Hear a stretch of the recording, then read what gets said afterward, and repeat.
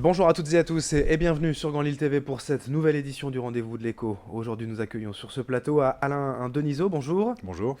Président du directoire de la Caisse d'épargne Nord-France-Europe, président également du conseil de surveillance de SIA Habitat depuis quelques mois, et c'est à ce titre d'ailleurs que nous vous recevons aujourd'hui.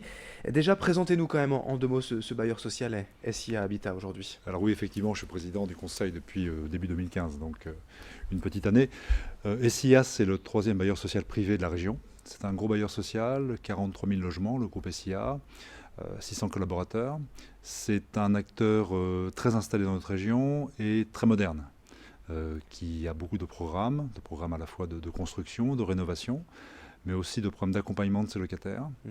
On Donc va y c'est revenir dans un tout à instant, fait. mais déjà pour voir un petit peu ces deux casquettes, il y a un lien étroit entre la banque, la Caisse d'épargne Nord-France-Europe et SIA Habitat. Alors les caisses d'épargne et le logement social, et spécifiquement Habitat, c'est une longue et ancienne histoire. Euh, Par le livret A, la collecte du livret A que nous avions en duopole avec la Poste jusqu'en 2008, les caisses d'épargne collectaient auprès des clients particuliers les ressources qui permettaient de financer les logements sociaux à très long terme via la Caisse des dépôts. Donc ça c'est l'histoire, on va dire, financière. Il y a une histoire partenariale puisque les caisses d'épargne ont été investies très tôt dans la détention d'organismes de logements sociaux. Et aujourd'hui, le monde des caisses d'épargne, via une structure qui s'appelle Habitat en région, détient 180 000 logements sur toute la France et réussit à fédérer des organismes qui nous rejoignent pour travailler avec nous en rassemblant 220 000 logements. Donc c'est une histoire à la fois bancaire et partenariale qui est ancienne et qui est liée finalement à l'histoire des territoires, de l'industrialisation, des caisses d'épargne, et spécifiquement dans le Nord-Pas-de-Calais où cette région est le berceau du logement social. Donc nous sommes très engagés dans cette dimension. Avec vous concernant un rôle central, on l'imagine, président du directoire d'une part, président du conseil de surveillance de l'autre part. Comment justement vous réglez un peu ce rôle et embriguez un peu ces deux fonctions? Alors les deux dimensions ne sont pas directement liées. Je suis attentif à bien séparer mes deux responsabilités. Si je peux apporter quelque chose à SIA, c'est peut-être la mise en relation des acteurs que nous connaissons sur le territoire, acteurs industriels notamment, et des différents processus qu'utilise SIA.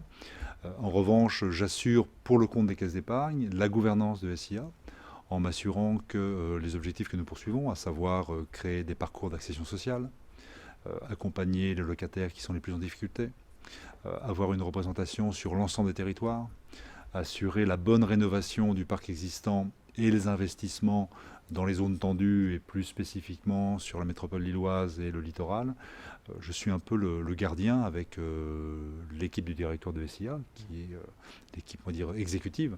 Je suis le gardien de cet équilibre et de ses ambitions. Aujourd'hui, pour SIA, comme pour d'autres bailleurs sociaux, l'accession à la propriété, l'accessibilité, ça reste très important. Alors c'est un des métiers de SIA via une de ses structures, Escohabitat, une coopérative qui construit et commercialise des logements dans un parcours d'accession résidentielle entre les locataires qui vont sortir du parc du logement social et ceux qui n'ont pas encore tout à fait les moyens d'aller dans le purement privé. Donc effectivement, c'est important. Et puis je crois que c'est très important pour la région, pour l'économie de la région. Aujourd'hui, dans un contexte relativement morose, notamment dans le domaine de la construction, Oui. les bailleurs sociaux, et SIA notamment, et de façon importante, font partie des constructeurs, hein, des intervenants qui construisent des logements, des appartements, des maisons. Et pour l'exemple, SIA, c'est un rythme de 1000 logements livrés par an. Donc ce n'est pas négligeable, des logements qui sont à la fois bien sûr sociaux, mais aussi mixtes.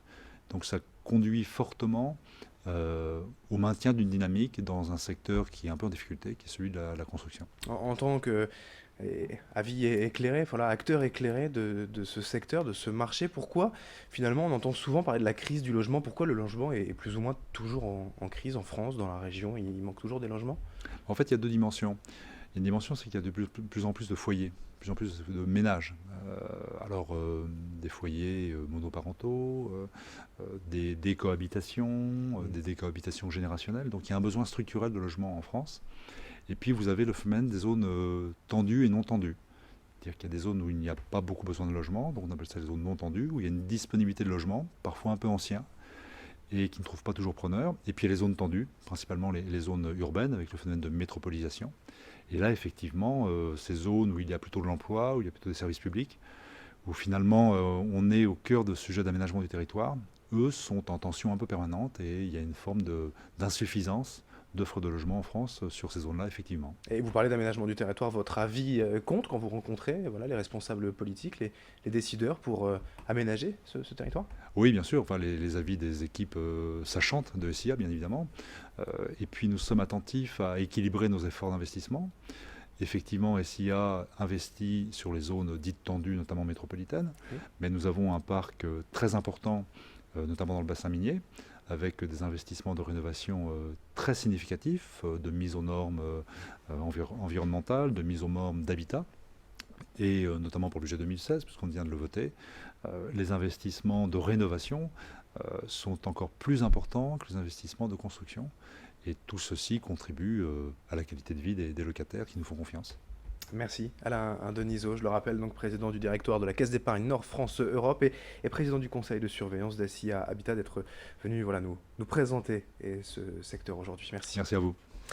Et merci de nous avoir suivis. Dans un instant, l'info continue sur Grand Lille TV.